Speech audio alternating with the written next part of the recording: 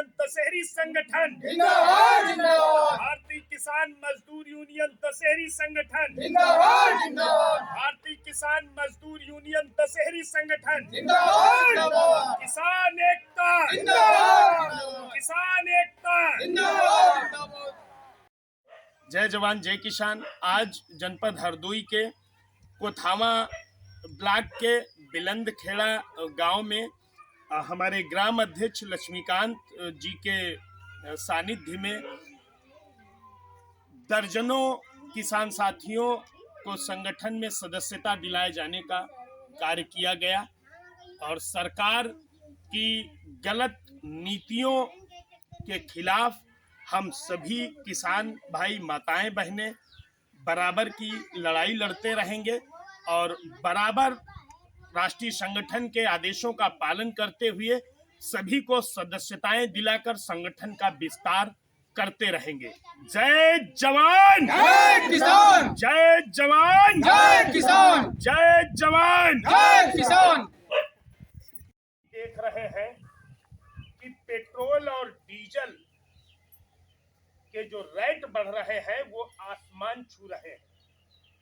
गांव में खुदाई के लिए ट्रैक्टर और थ्रेसर चल रहे हैं जिनमें डीजल पड़ रहा है। सरकार ने चुनाव के समय में पैसा नहीं बढ़ाया और अब सरकार ने डीजल और पेट्रोल के पैसा बढ़ा दिया। उसकी एवज में सरकार फ्री राशन देने की बात कर रही है। का अगर जिंदगी भर राशन सरकार फ्री दे और अन्य सभी चीजें महंगी कर दे तो क्या वैसे जिंदगी पार हुई जाए? आप लोग बताओ, नहीं होगी ना।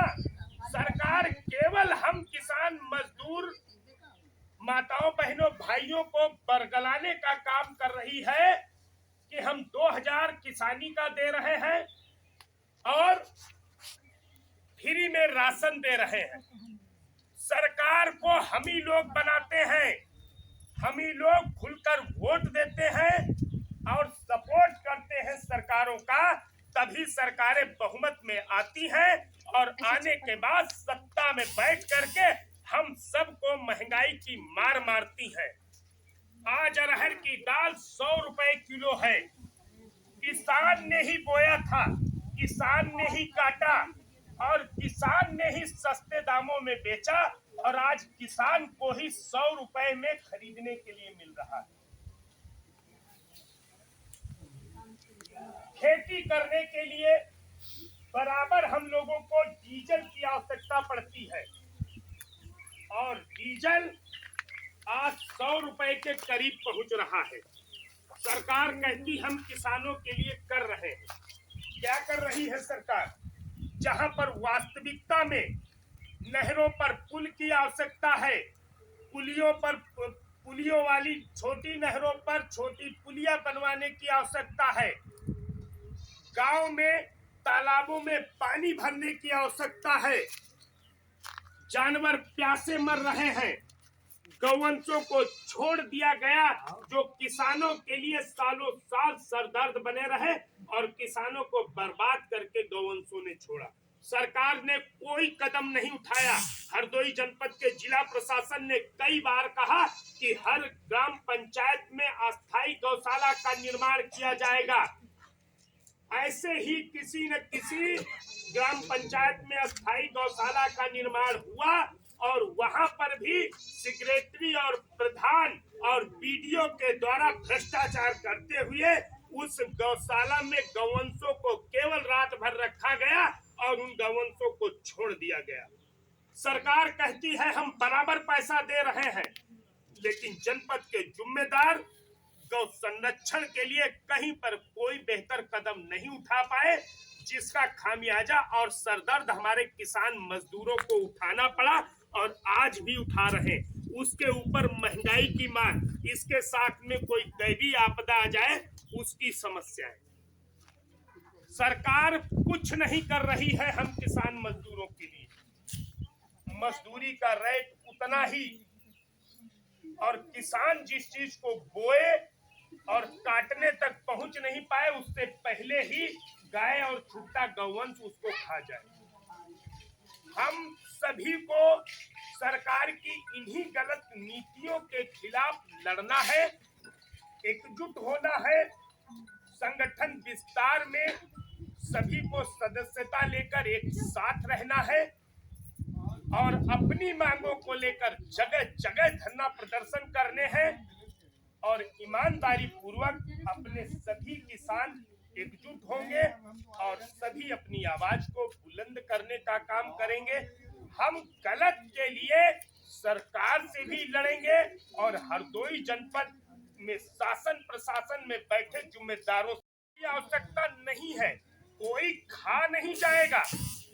जो गलत है हम उसके खिलाफ हर सूरत में लड़ेंगे, चाहे जेल भेज दिया जाए, चाहे पुलिस लाठी चलाए। डरने की आवश्यकता नहीं है। कुल मिलाकर के यही सोचना है और ये सोचना है कि हम अगर सही हैं तो हम सही हैं। उसमें चाहे सत्ता का कोई नेता आकर के दलाली करने लगे और चाहे गांव में कोई नेता बन जाए जो हमें रोकने का काम करे, हमें रुकने की आवश्यकता नहीं है। अपनी आवाज को उठा करके महंगाई को रोकना है। जमीनें जो कब्जा कर रखी गई हैं लोगों के द्वारा, उन्हें दूर करानी है। हम किसानों और मजदूरों को जिस जिस क्षेत्र में जहां जहां पर जो भी समस्या है उसको दूर कराने के लिए हमको लड़ना है और हम लोगों को हद तक लड़ना है। बस एक साथ हो जाओ, एकजुट हो जाओ, संगठित हो जाओ, संगठन में सदस्यता लो सारे लोग और जहां कहीं से आवाज आए कि भारतीय किसान मजदूर यूनियन हमारा संगठन किसी मुद्दे को लेकर धरना प्रदर्शन कर रहा है या लड़ाई लड़ रहा है, उस लड़ाई में समय निकालकर उपस्थित जरूर हो। और डरने की आवश्यकता नहीं है कि पुलिस नोटिस भेज देगी, पुलिस मुकदमा लिख देगी, पुलिस डंडा चला देगी। पुलिस कुछ नहीं कर पाएगी। पुलिस केवल आपको डराने और डराने का काम करेगी, इसके अलावा आपका कुछ नहीं कर पाएगी।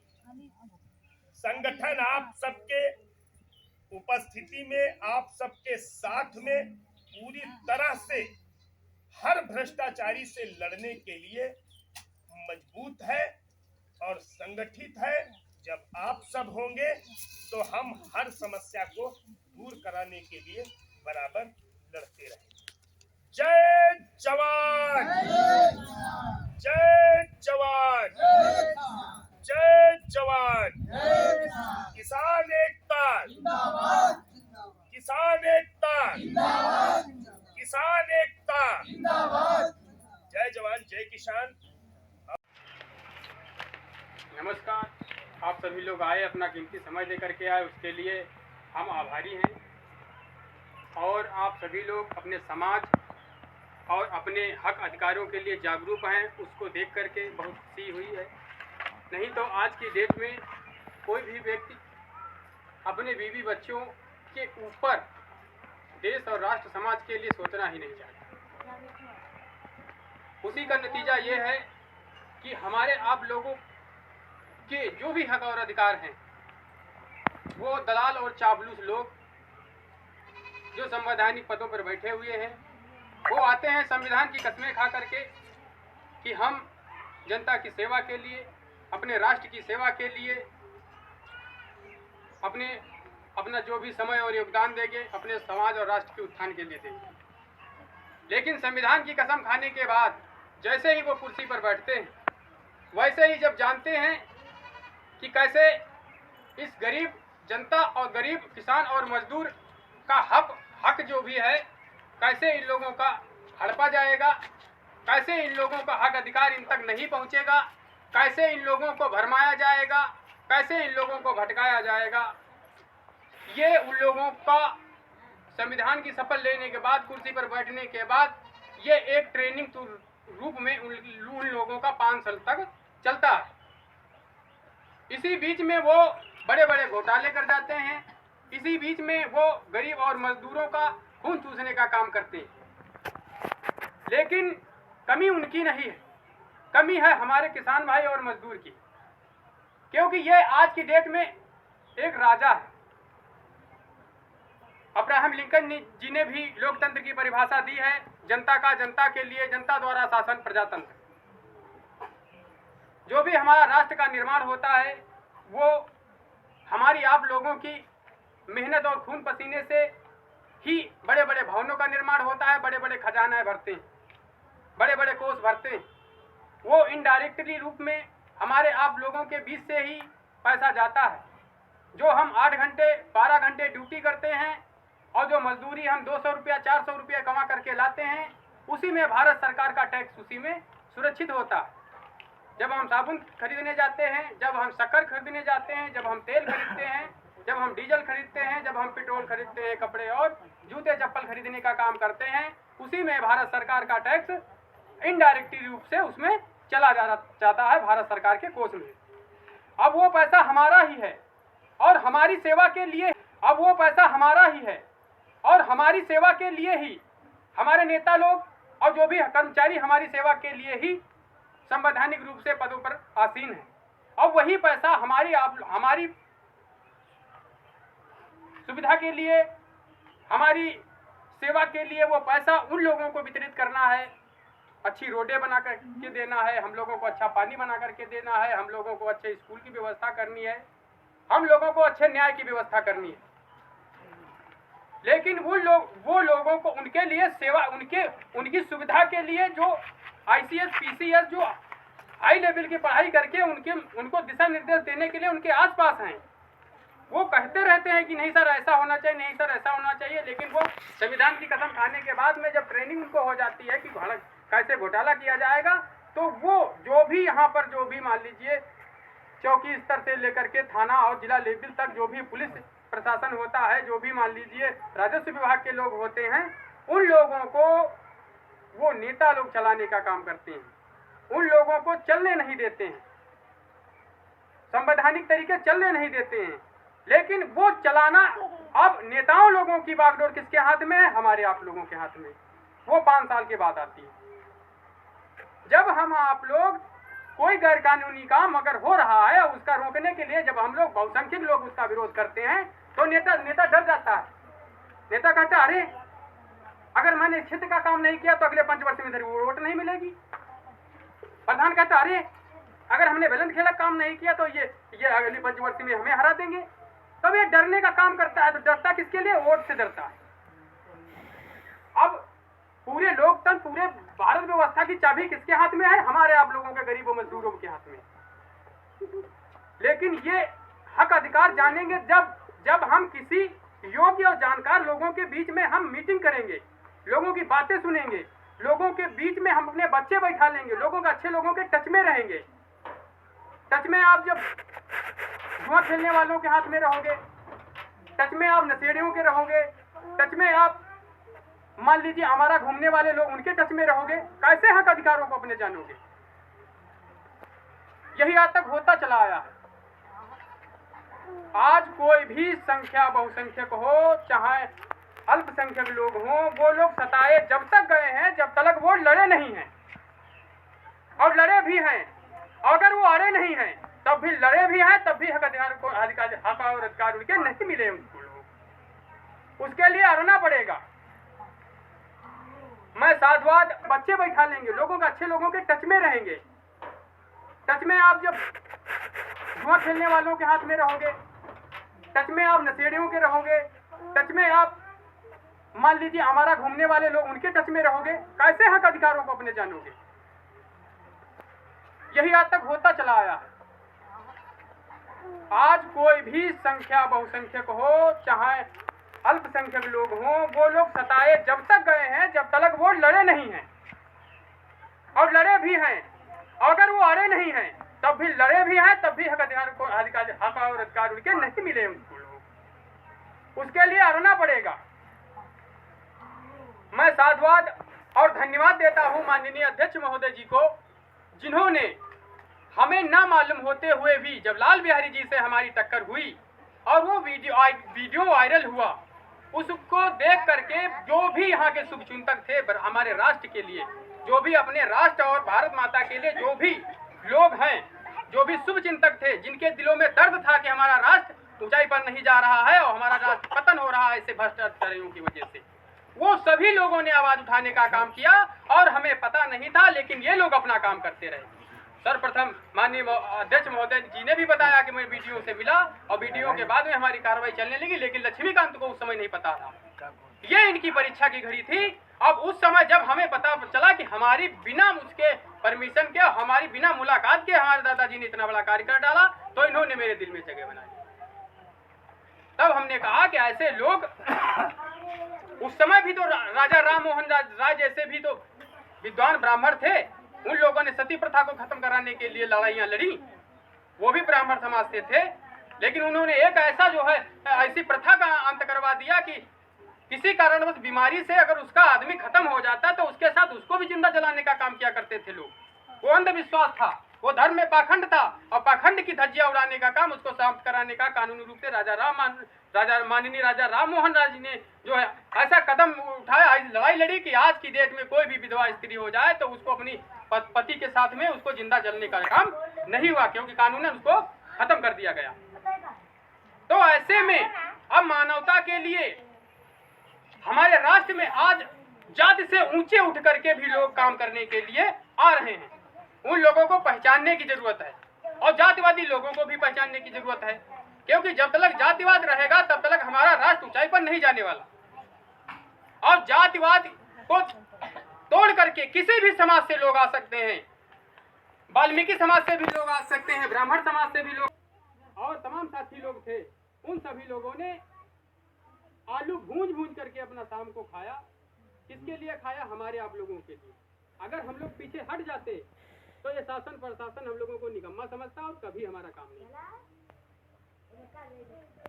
तो ये आज मीटिंग करने का यही हमारा उद्देश्य था कि हम आप सभी लोगों को अपने हक अधिकारों के लिए लड़ना होगा, समय निकालना होगा। अगर आज वर्तमान में, आज की डेट में अगर आप समय निकालते हो तो कल आपकी आने वाली पीढ़ी ये सुरक्षित होगी। नहीं तो भारत सरकार की गलत नीतियां आपके बच्चों का गला काटने का काम कर रही हैं इस समय। धन्यवाद। उस आपके जो भारत सरकार की नीतियां हैं आपके बच्चों का गला काटने का काम कर रही हैं।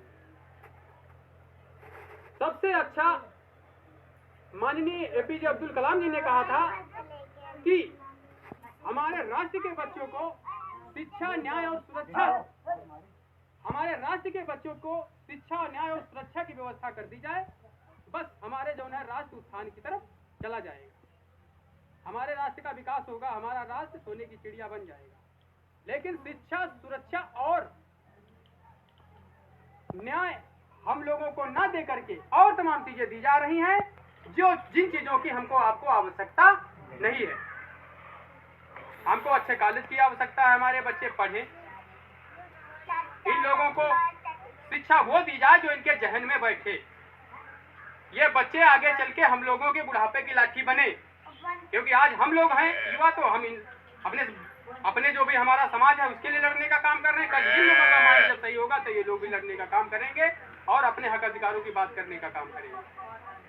लेकिन शिक्षा, सुरक्षा और न्याय हम लोगों को ना दे करके भारत सरकार की जो नीतियां हैं वो हम आप लोगों को गलत दिशा में भटकाने का काम किया जा रहा है। आज हिंदू मुस्लिम में हम लोगों को भटकाने का काम किया जा रहा है। हमें हिंदू मुस्लिम से, सिख ईसाई से, सबसे मोहब्बत से रहना है। हमें किसी धर्म से, मजहब से किसी को कोई मतलब नहीं। कोई किसी भी धर्म से रहे, कैसे भी रहे, हमें सबसे मोहब्बत है। हमें हर जीव से मोहब्बत है। सभी लोगों को जीने का अधिकार है। हम अगर किसी को जीवन का दान नहीं दे सकते तो हमें जीवन किसी का लेने का भी हमें अधिकार नहीं है। ये जागरूकता हमारे हर एक बच्चे और हर एक समाज के जो भी लोग हैं सब लोगों में आनी चाहिए। और इसी के साथ मैं अपनी वाणी को विराम देता हूँ। सभी लोगों को जय जवान जय किसान। सभी लोग आ सकते हैं। आज हमें जात से ऊंचे उठ करके इस देश को संभालना है और देश हमारे आप लोगों की धरोहर है। हमें आप लोगों को ही उसकी बागडोर हाथ में लेनी होगी। बाबा साहब अम्बेडकर ने कहा था कि जब तक आप राजनीति में नहीं आओगे, जब तक राज सत्ता अपने हाथ में नहीं लोगे, तब तक अयोग्य लोग आप पर शासन करते रहेंगे और आपका शोषण करते रहेंगे। तो इसी को ध्यान में रखते हुए हम जो कार्य कर रहे हैं ये हमारा मात्र सेवा और मेरा कर्तव्य है दादाजी। इसके लिए मैं किसी के ऊपर कोई एहसान नहीं करता हूँ, ये मेरा कर्तव्य है। मैं अपने कर्तव्य का पालन करता हूँ भारत का नागरिक होने के नाते, और आगे भी अपना भारत के नागरिक होने के नाते मैं कर्तव्य करता रहूंगा।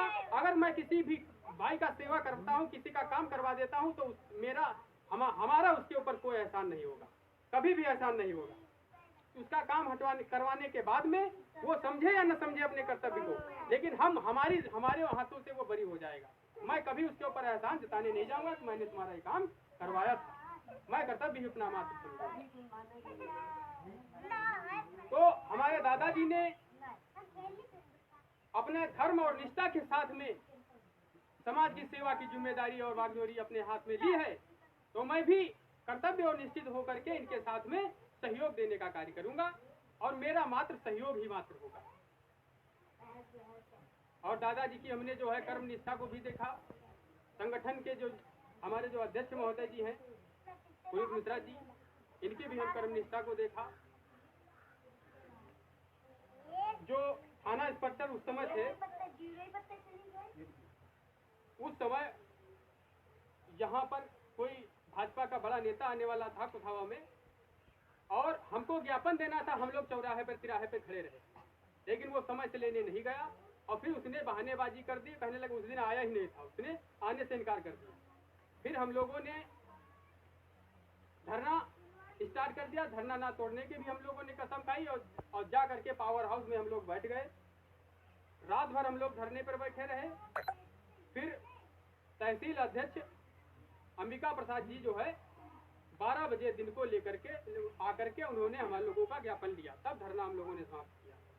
और उस समय हमारे गंगाराम जी थे और तमाम साथी लोग थे। उन सभी लोगों ने आलू भूंज करके अपना शाम को खाया। किसके लिए खाया? हमारे आप लोगों के लिए।